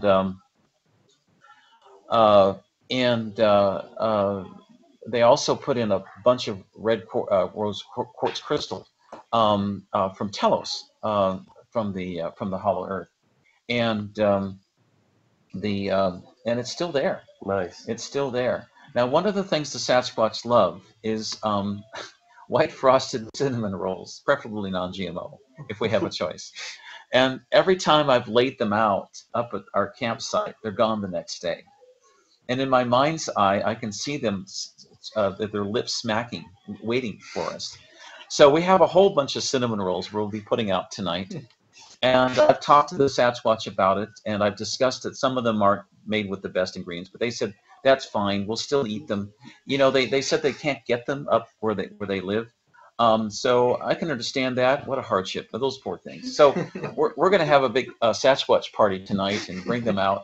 And there is the lady who was healed coming as well from Minnesota. Her name's Tammy. She was the one who was been crippled for the last 30 years. She came a year ago. The Sasquatch and the Lemurians helped her heal, and now she's walking around without canes or wheelchairs, and her doctors are just amazed, absolutely amazed. I was actually, it's kind of funny to mention this now because I got a call from the Travel Channel recently on Mount Shasta, and it looks like I'm going to be on the Travel Channel here one of these days soon. But they wanted so-called concrete. What kind of third-dimensional evidence can you provide showing that what's is really real? And I told them about this lady, so I think they believe me. Yeah, they're nice people. But to try, sometimes it's difficult to explain fifth-dimensional things happening, psychic phenomenon, in a third-dimensional terms. I mean, I can't explain sometimes how I can read somebody's mind or tell them what they're going to have for breakfast tomorrow morning. Just a joke. But it just comes to me from the other side. I come from a psychic family, so it's easy for me to pick it up. One of the things, before I forget, we've been trying to reach Dr. Effie Chow from San Francisco, but we're having technical difficulties today in calling her. I've asked her to call into the line. Hopefully she'll call in. I wanted to say that Dr. Chow has a wonderful Qigong conference going on in Montreal and in Boston coming up. The one in Montreal is September 24th and 25th, She's bringing in some of the greatest energy healers in the world to Montreal. So if you'd like to go to that conference, please send me an email and I'll be happy to send you all the registration details. My email is outofthisworld1150@gmail.com. The following month in Boston, she's having a same kind of conference, but it'll be US based in Boston on October 25th and 26th. I've been invited to both conferences. And anyway, I'm trying to go, but anyway, she's a wonderful person, Dr. Chow. I've had tinnitus in my ears since 1978, and Dr.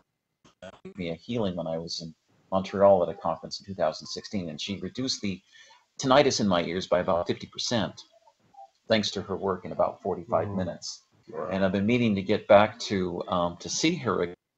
She's a wonderful lady, and she does a lot of good work for humanity as well. She has the East-West Institute in San Francisco, and they do a lot of healing there. But if you are interested in Qigong, I know that there are a lot of people who listen to this program. They do Reiki and energy healing. Please go to. I would urge you to go to both conferences, or either one if you're close by in either Montreal or Boston. Well worth the trips. But hopefully we can reach Dr. Chow before the hour is up. We're still trying to reach Judy Callie today. I know Judy's been busy, but Brian, tell us, what is the most amazing spiritual experience you had here on Mount Shasta? Either seeing orbs or having a Dhamma come through to you, or anything like that. Let me ask you: Have you ever offered the Sasquatch Southern biscuits and gravy? I have not, but that's an interesting idea. Right. The ones that I've talked to have a sweet tooth, and they really like the cinnamon rolls, especially with the white frosting. Now, I did a scientific experiment last year, and I had a control group of cinnamon rolls without the white frosting, and then another group with cinnamon rolls with the white frosting. And according to my scientific tests, which were done in strict supervision, under they all pick the ones with the white frosting. So that's the only thing I can conclude. That's the kind of thing that I should bring to the cinnamon roll manufacturers, so they can make a better product. I know they still sell them here in the area. I've seen cinnamon rolls for sale without the white frosting, but they really got to get their marketing act better. They've got to talk to the Sasquatch, see what they might like. I don't know what the Sasquatch could pay in.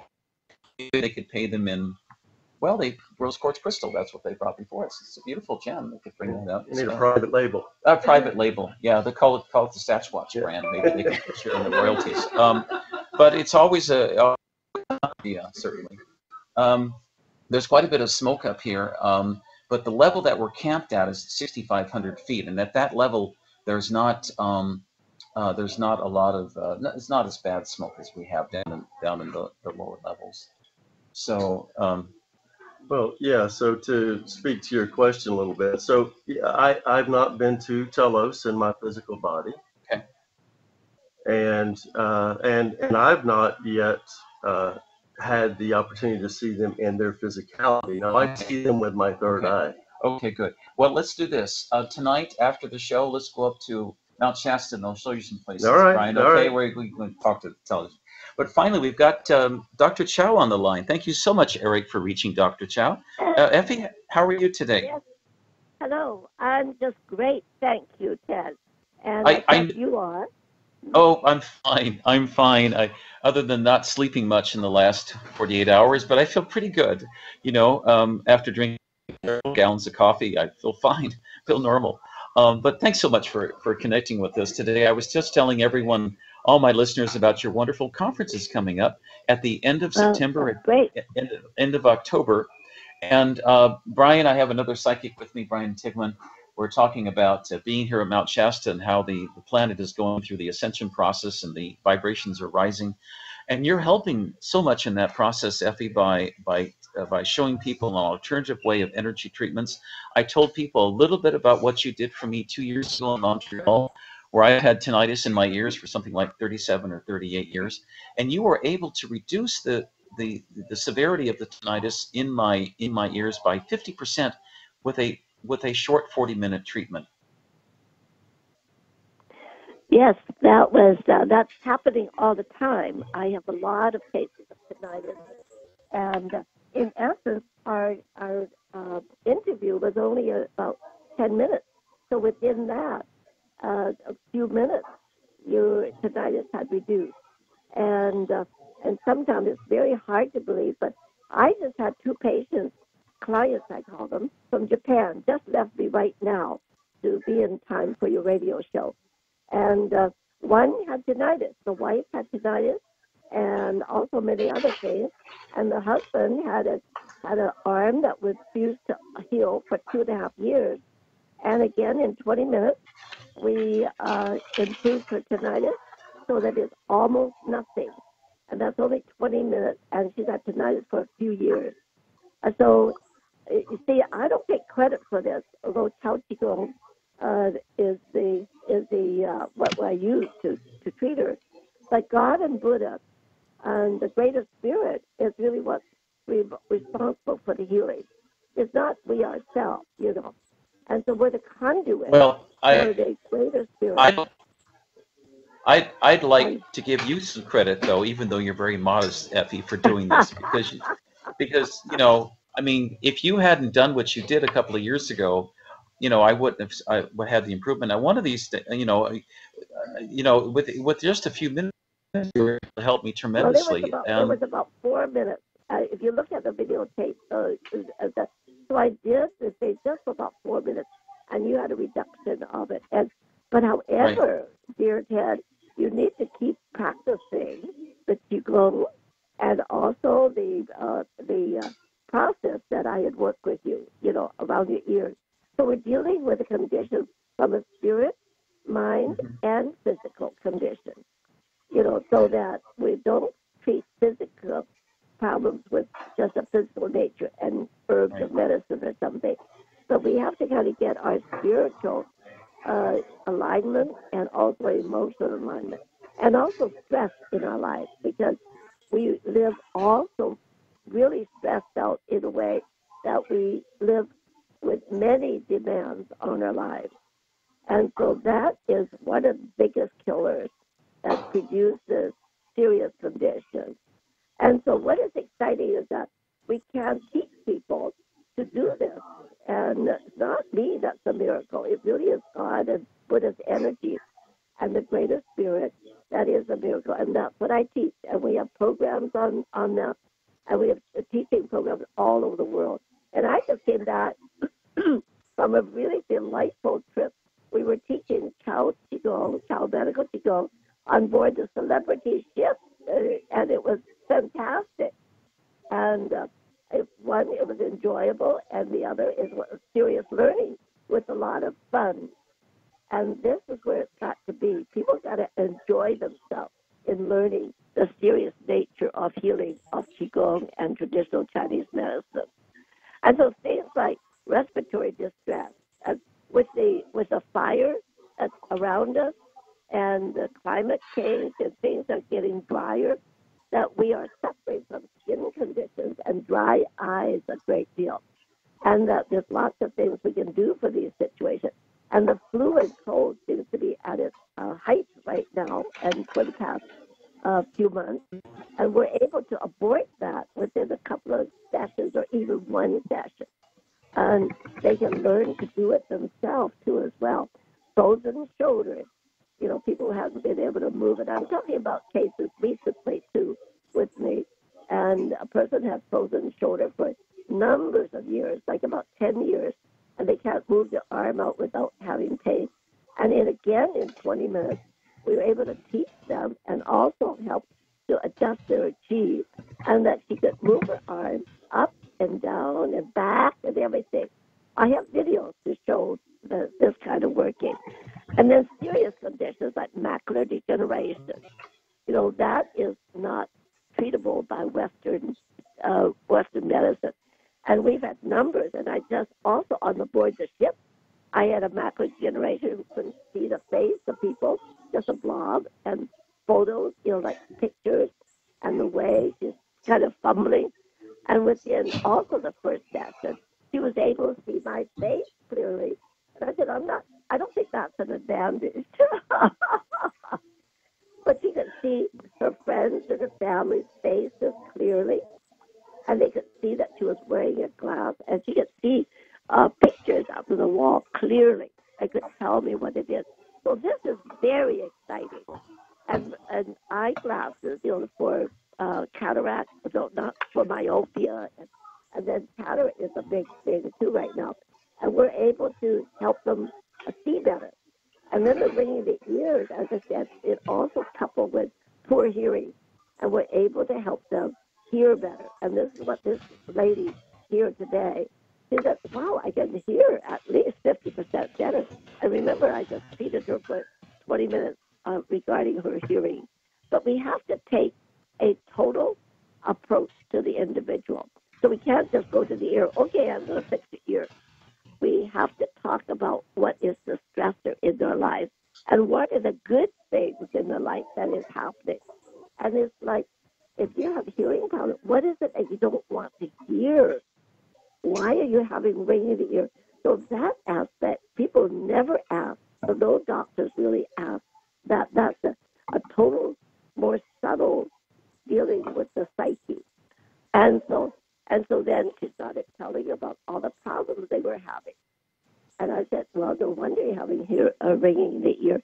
So as soon as I talked about those problems and sort of remedies and possibilities, and she got a more positive aspect regarding the problems that she was facing, well, guess what?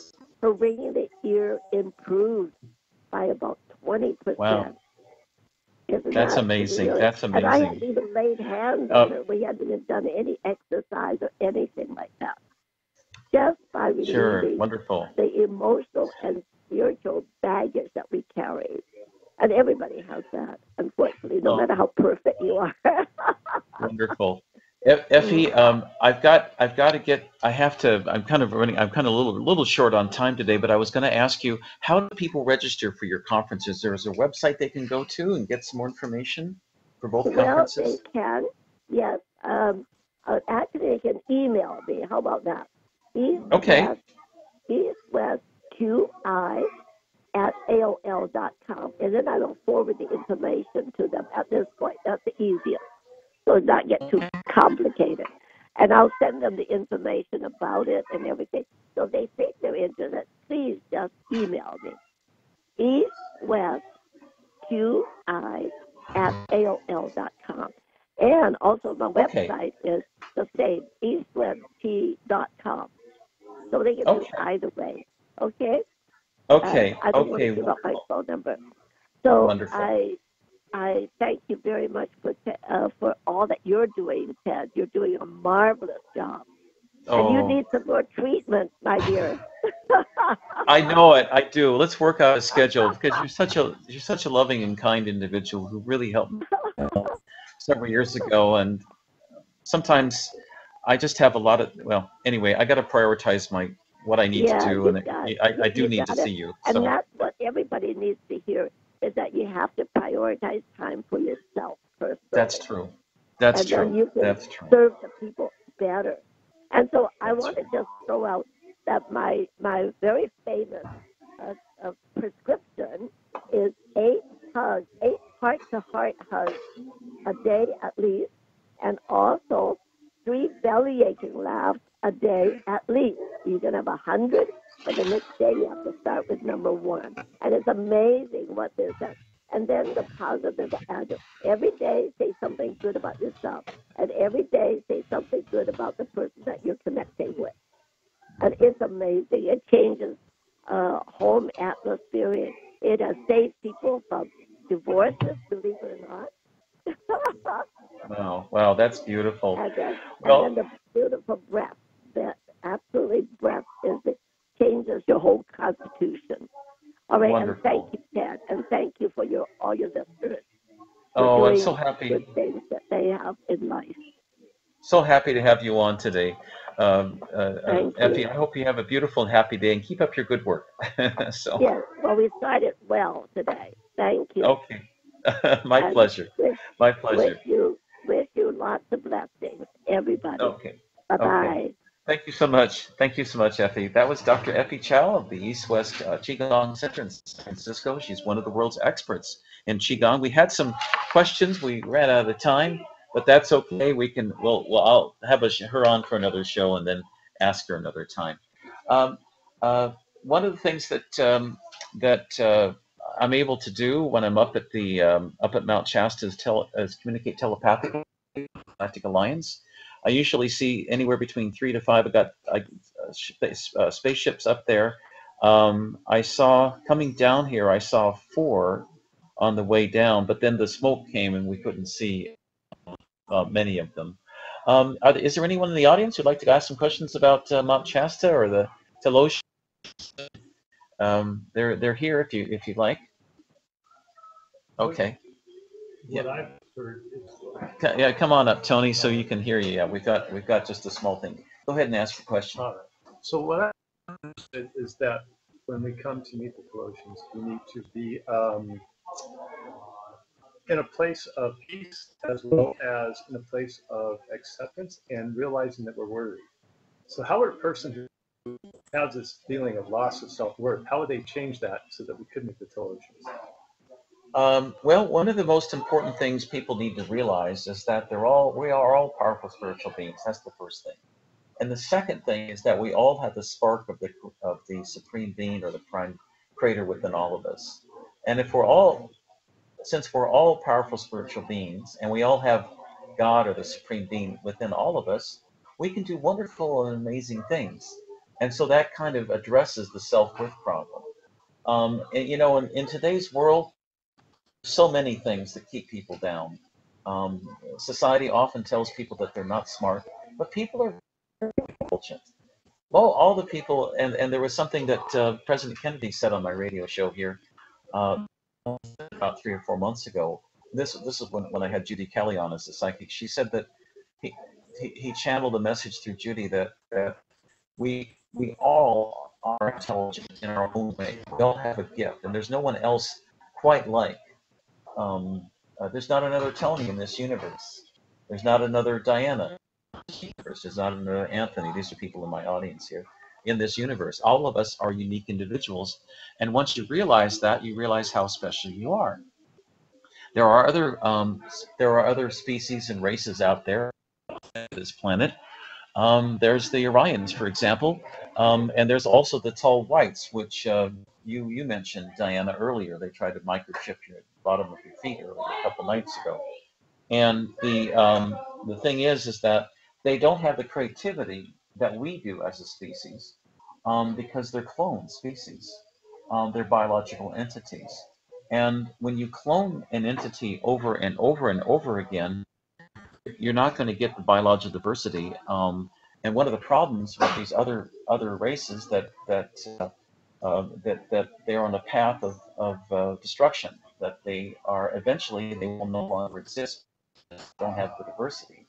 They suffer from what's called progenesis, which is a breakdown of their DNA, because they have the tie-in to the supreme being.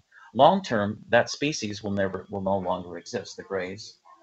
Because they are a created species. But we are powerful spiritual beings, and I want everyone to remember that, no matter what you're doing, and you can tie into that as well. One of the ways that the Galactics, I always like to call them the Galactics, the Galactic Alliance, when I do my readings, and they are here today, and I expect to see their ships tonight too, if the smoke clears a little bit. It's a very simple way to contact them. You do what's called the hue. In India, they have a meditation technique called the Om, and when you say the Om, like that, it goes down to your heart chakra, which is a good chant. It's a nice thing for love. But when you say the Hue, that's a higher vibrational chant, and it goes to your pineal gland and helps open it up. When you say the Hue and you ask the Galactics to come in, they will come in and help you with almost any kind of situation. If you're feeling low esteem and you're under spiritual attack, one of the things you can do is to do the hue, and the Galactics will come in and help you with almost any situation. And you can also, what I do every day is I use spiritual protection techniques of putting a cone of white light around you, and then putting a series of mirrors facing outward to deflect any negativity. It works every time, because you have to remember that the white light is always stronger. Stronger than the dark. And One of the most important things you can do as well is to always follow your heart mind. There's two ways to make a decision. One is through your logical mind, between your ears, and the other way is to follow through your heart mind. If you follow through your heart mind, your intuition, you'll never make a mistake. And that's why I like Brian sitting next to me here, because he used to live in the corporate world, making a lot of money, but he got a message one day for him to come to Mount Shasta, become more spiritual, and follow the advice of Adama, which is one of the guardian spirits of Telos and the Hollow Earth. And you followed your heart mind coming here, didn't you, Brian? I did. Like all of us are going through our awakening process now, whether we're consciously aware or not. I mean, these new energies, Christ consciousness, divine feminine energies are just flooding the planet, saturating the planet. So we're all receiving these energies. So light is information. Every photon particle of light contains information, and our bodies know how to receive and integrate that information.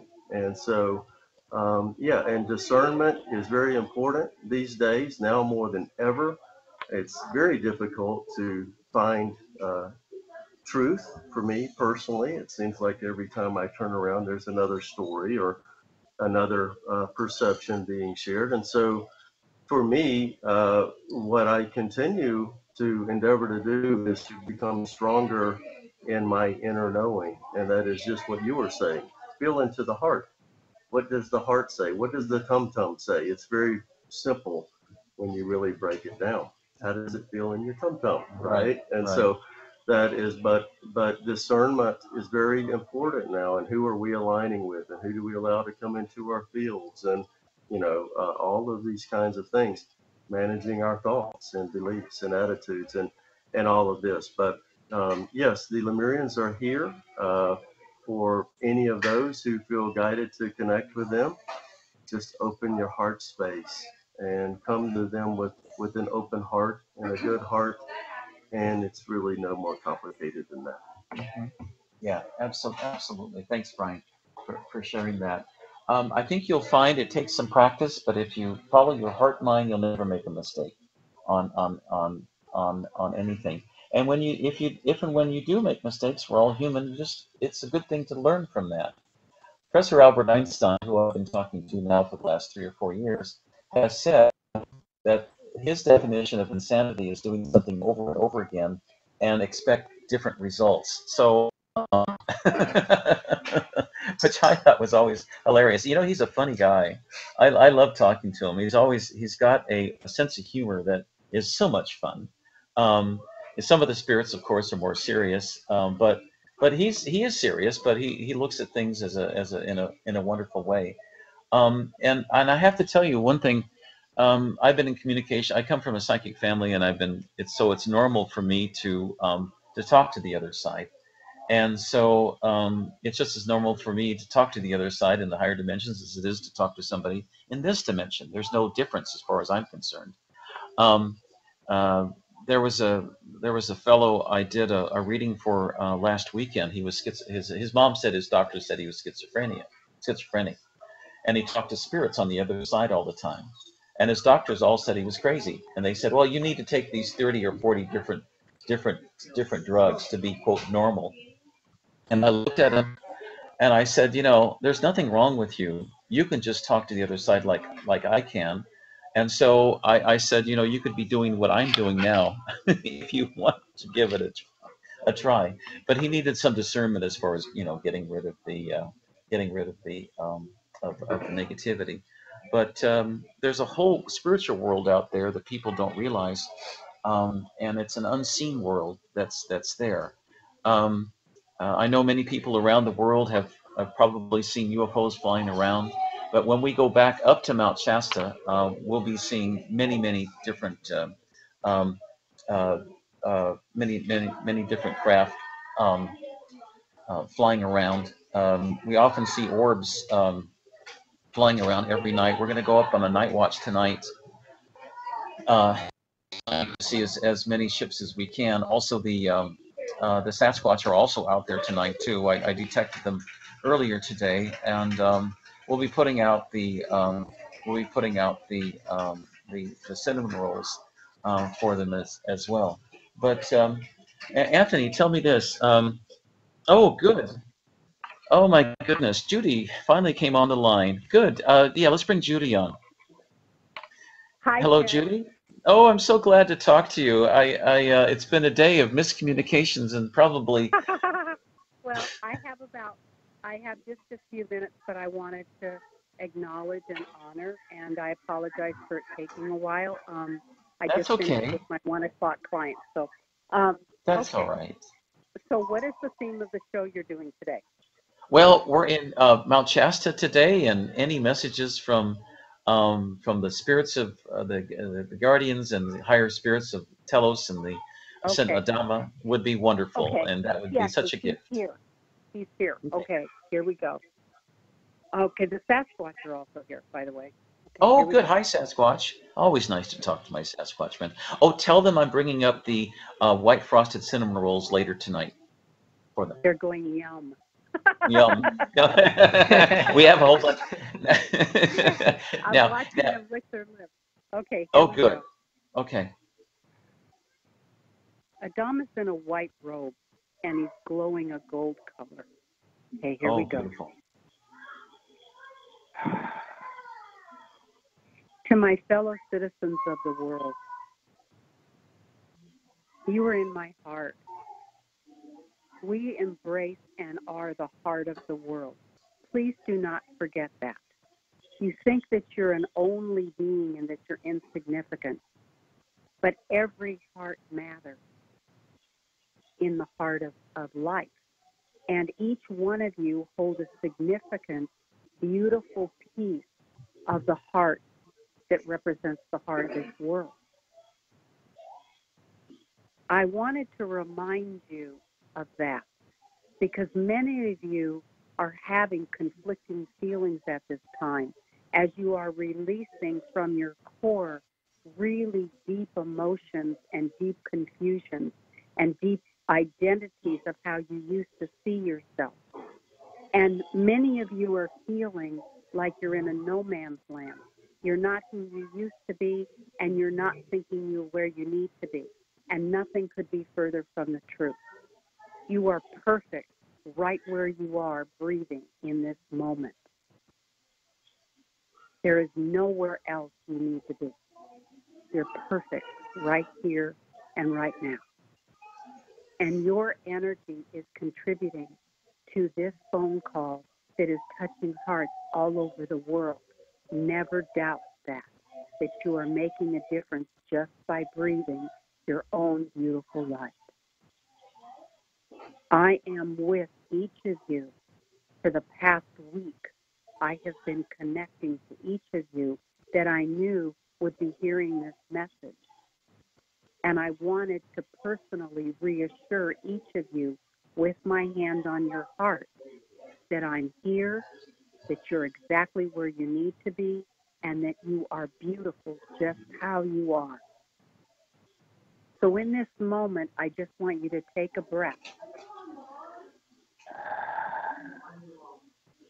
and know that in this moment, as you're breathing, you just quit being who you were a breath ago. You are changing in the world that fast. You are anew with every breath. So let the old of you go. Let the old dreams go. Let the old grievances go. Let the old ideas of issues that you think you have go. And start celebrating being here and being in this now moment, and know that you matter to every being on the planet, whether they realize it or not. You matter. I am Adama. My hand will be on your heart for the next 30 days to assist you to awaken to the truth of who you really are.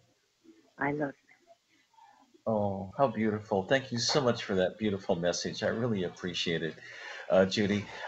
There is a question from the audience here. Someone is bringing Mexican food for the Sasquatch.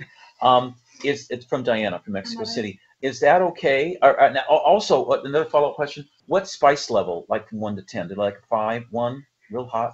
Or what do they like? Mild. Mild. Okay. Mild. Mild? Okay. They want it mild. Is there any? They're saying that nature provides everything, so they can adjust accordingly. All right. What a great answer. Would they like a cold beer? That be appropriate or not appropriate for them? And if so, what kind of beer? Dark beer, light beer? They're saying that water is what nurtures them. Okay. And that's really their beverage of choice. They drink from cool springs of water, and that's really what nurtures every part of them. But they are thanking you for thinking that variety would be something they would consider important, and they said it's something that they hadn't considered before. So you've given them a new idea. Okay. What we might do tonight or tomorrow night, we may just put a dinner out. We're going to up by Ascension Rock, and we'll lay out a dinner for them with various food treats. And they're welcome to choose what they like, if they wish. It'll be kind of like a smorgasbord. Would that be okay? Yeah, they're saying that more than the food, they will enjoy your company. And they're saying that they will be tapping you on the shoulder, each one of you, to know they're there. And they're saying that you may not see them, but you may feel them. And they have the ability to materialize or not materialize in the moment. And so they're saying that they recognize that their image of how they are portrayed can create a great deal of fear.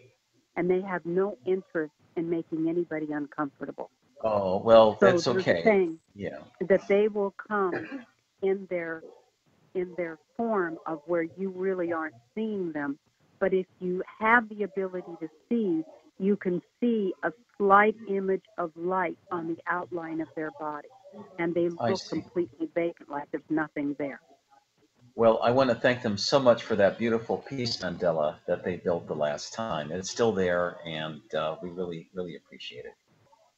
They're saying that they would appreciate if you considered bringing some little things for the wildlife.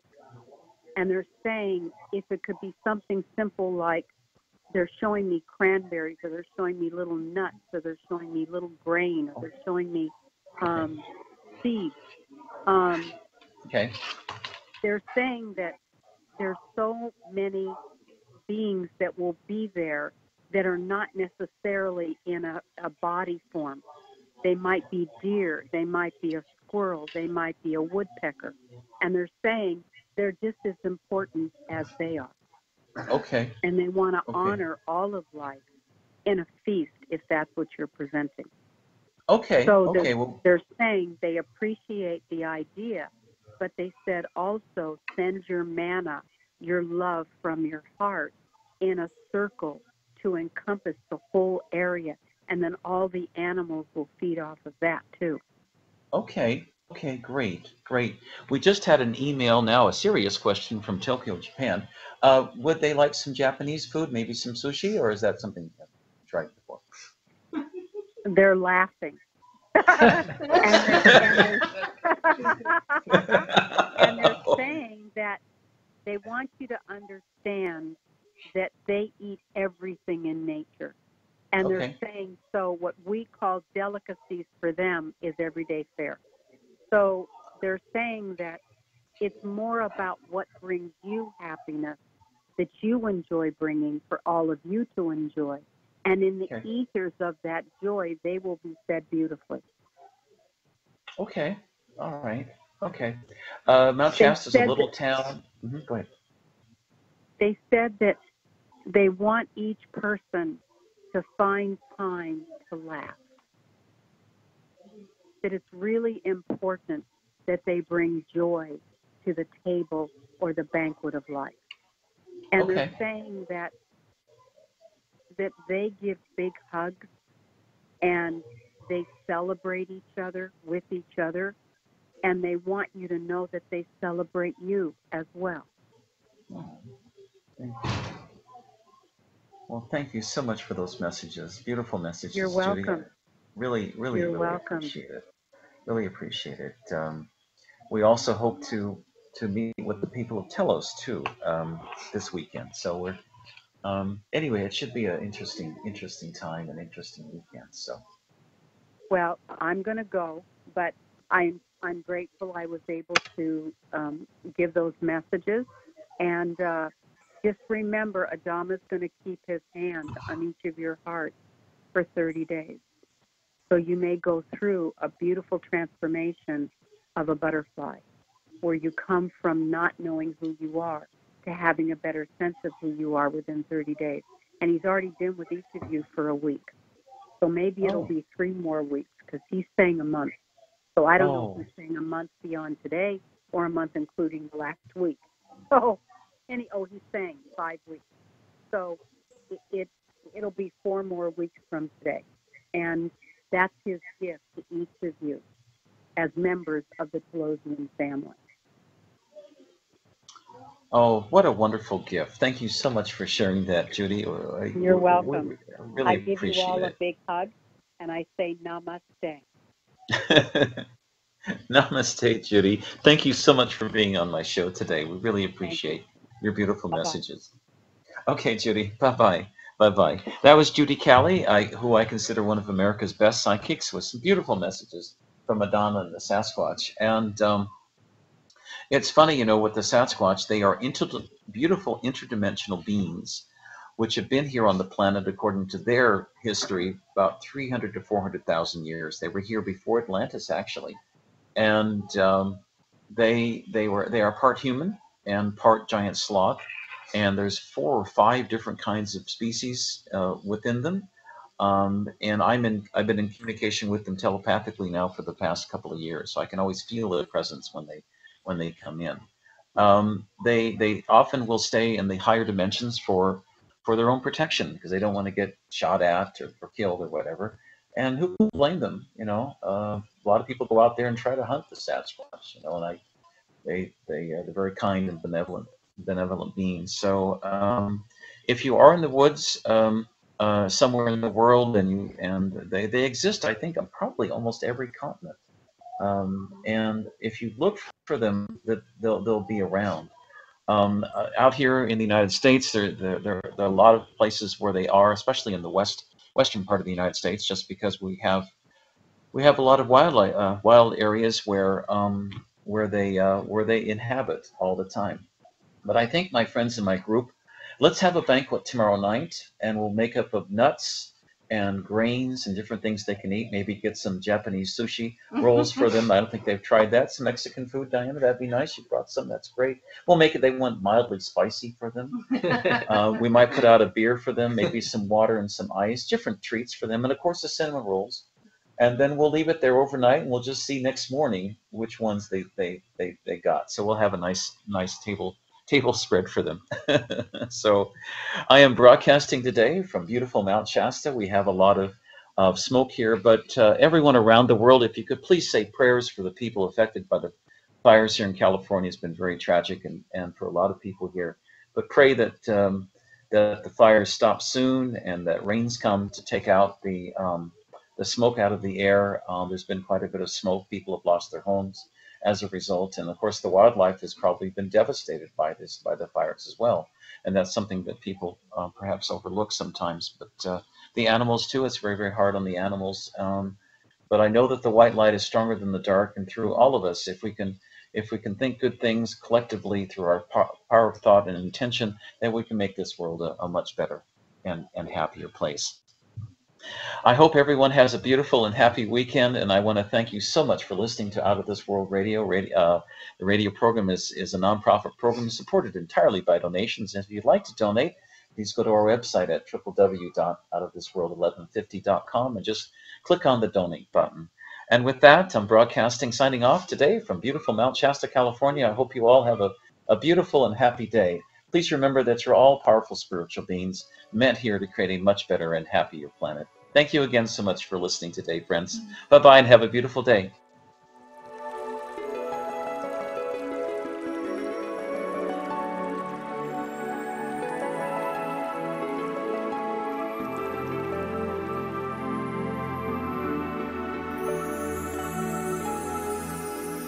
Would you たに光 The views expressed on this program are those of the host, guests, and callers, and not necessarily those of KKNW, its management, or other advertisers. Contests are the responsibility of the host of this program and not KKNW. This is Alternative Talk 1150 AM, KKNW Seattle, and KNUC 98.9 HD3 Seattle.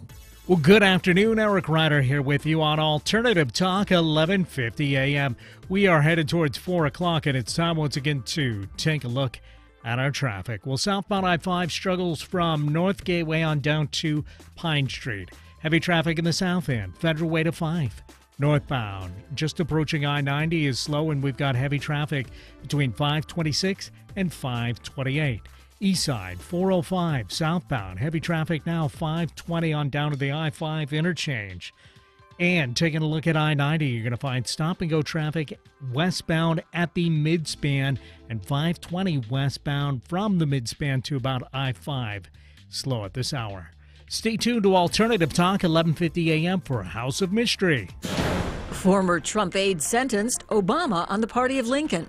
I'm Barbara Cusack. One-time Trump campaign advisor George Papadopoulos was sentenced to 2 weeks in prison for lying to the FBI about his contact with individuals tied to Russia during the 2016 campaign.